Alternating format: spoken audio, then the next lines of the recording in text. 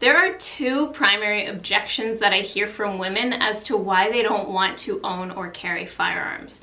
One of them I'll talk about in another video, but today I wanted to discuss these 5 words. I could never shoot someone. I have heard that so many times from other women, and I wanted to break that down today. I've had many a conversation with other women where we're chatting and they ask, oh, what do you do? And I say, I'm a firearms instructor and I have a YouTube channel on female concealed carry. There's usually a bit of surprise on their face, and then we'll get into talking about it. And there are usually 2 different responses I get, and 2 ways we branch off in this conversation. One is the, oh wow, I've always wanted to try, do you think you could teach me? And the other one is, oh, I could never shoot somebody. And I kind of love that response because it tells me that you're not a reckless person, that you really value life, which is very important because all life is a gift from God. And it tells me that you take this very seriously, and we should all responsible gun owners, take gun ownership very seriously. Putting a gun on your body is not just part of a hobby. It's not something that you should take lightly. It is a very serious responsibility. So if you have that objection, I applaud the way that you think, because you're right. It's not something that we should take lightly, and we should not go into it wanting to harm anybody. That is not why I carry a gun every day. So if you've said those words before, I just want you to consider this question. If someone was harming your child, if someone was attacking your child in front of you, what would you do? Because when I hear that objection, I could never shoot someone, my first thought is, I don't think they've ever really thought about the possibility of something horrible happening to them. I think a lot of people just think it would never happen to me, it would never happen to my child, and unfortunately we live in a world where evil is present. We don't live in this utopian society where everybody's nice to each other. We live in a world that is broken and where we have to coexist with evil. And the question is, how can I coexist in a world with evil? And it's not even just your own kids. I think that as women, God has wired us in such a way where we have this maternal protective instinct. Men have an instinct to protect, but I think women are also given a different kind of instinct to protect, especially when it comes to children. Even if it's not your own child. If I see a child in danger, my protective instinct kicks in. And there is a certain type of rage that I think comes up in women when we see children being victimized and attacked, as it should. That's why most grizzly bear attacks happen. I think it's 70% of grizzly bear attacks are because a mother is protecting her cubs. That's why the whole mama bear thing exists. You see t-shirts with the word mama bear, mugs with the words mama bear, because a mama is protective like a bear. And even if you're not a mother, I think women, we just have that protective instinct within us to protect children. And I think that that's beautiful, and that we really need to consider the reality that that might happen someday. So really think about that. If someone was attacking your child, would you just stand there? What's your plan? Because if you don't have one, it's very important to think about this. If you see a woman being attacked, if you see an elderly person being attacked, are you going to step in? And if not, what is that going to do to you psychologically if you just stand there and watch it happen? And I just have to say, you might let that go if it's a stranger, and that might be the wise thing to do depending on the situation. But if it is your own child, or your nephew, or your grandchild, I think it would be very difficult for you to not do anything. So I believe that it's wise as women to arm ourselves with tools that will allow us to fight back against evil if, God forbid, we ever need to. And it might seem like you have to become someone else to enter into this world of personal protection.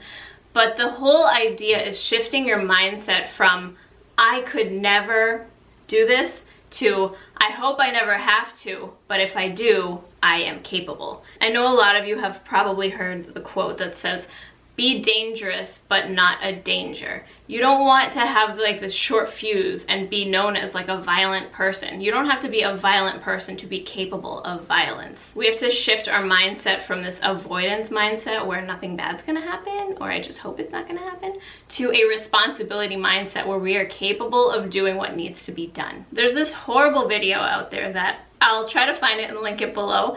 It's very graphic, but I think it's important, especially for moms, to watch. And I know some of you are not going to want to click on it because it's like, I don't want to see that. I get that. But it's just important to understand what kind of people are out there and coming into our homes even. This is an attack that happened to a woman in the morning while she was with her toddler watching TV in their living room. So I don't want you to be ignorant to the things that actually happen out in our world. I pray that it never happens to anybody watching this video, and I wish that evil just didn't exist, but the truth is it does, and evil thrives on victimizing helpless people, and I don't want that to be you. And I think another important thing to understand that will help you ladies get over this mindset bump is that carrying a gun, you don't do it because you want to hurt somebody. You do it to stop someone else from hurting innocent life. It's not about me going out there and trying to find a situation where I can hurt somebody. Trust me, I'm a very sensitive person. I don't like seeing people get hurt. I don't like the idea of ever having to hurt somebody. But I also really don't like the idea of innocent life being taken by evil. That really, really bothers me. Like, it bothers me to my core.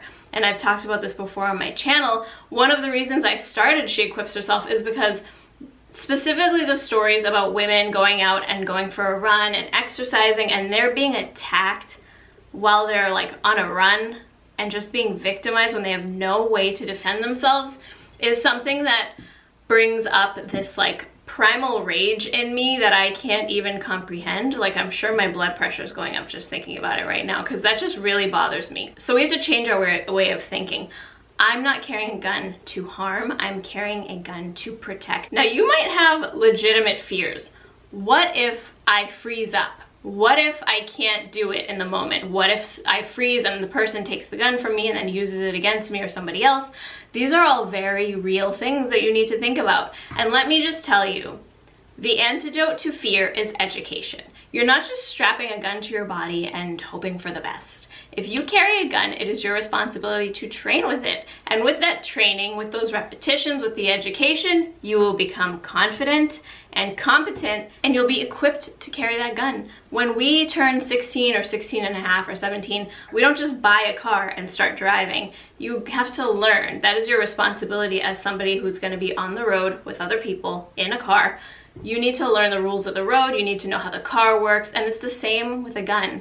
You don't just buy a gun and stick it on your body. It's your responsibility to get the education and the training to be competent with it and safe with it, especially. Here's what happens, and I've seen this happen over and over. When I take a woman to the range and she shoots a gun in a comfortable environment where she's not overwhelmed, her confidence just skyrockets. And when she sees like, oh, I can do this, it like breaks down that whole barrier, that whole fear. Because especially for me, I think that there's something that happens in your brain when you start to learn how to shoot, where you realize, oh, I'm in control of this thing that is a tool. It's not something that I can't handle. I can do this. And I think that when that happens, when that I can do this, when that clicks, that is when the magic starts to happen. Like, she wants to know more, she wants to do more, she wants to be able to carry. So I just want to encourage you, if you've ever had that thought, I could never shoot somebody, you're probably the exact type of woman that should be carrying, because you understand the gravity of the situation. But my hope is to get you to understand that this is not something that you're incapable of doing. You just need a change in mindset. So I hope that I kind of opened your eyes a little bit to that today. If you're not sure where to start, but you want to get started on this journey, maybe I've got you thinking a little bit about it, check out the description of this video. I have a 2-step program that might be helpful to you and a lot of other resources. And also just leave some comments below if you have any questions. Feel free to email me. I'm here to help you guys. So I really appreciate you watching this video. I hope it gave you something to think about and consider. And I'll see you guys in my next video. Stay safe. Bye.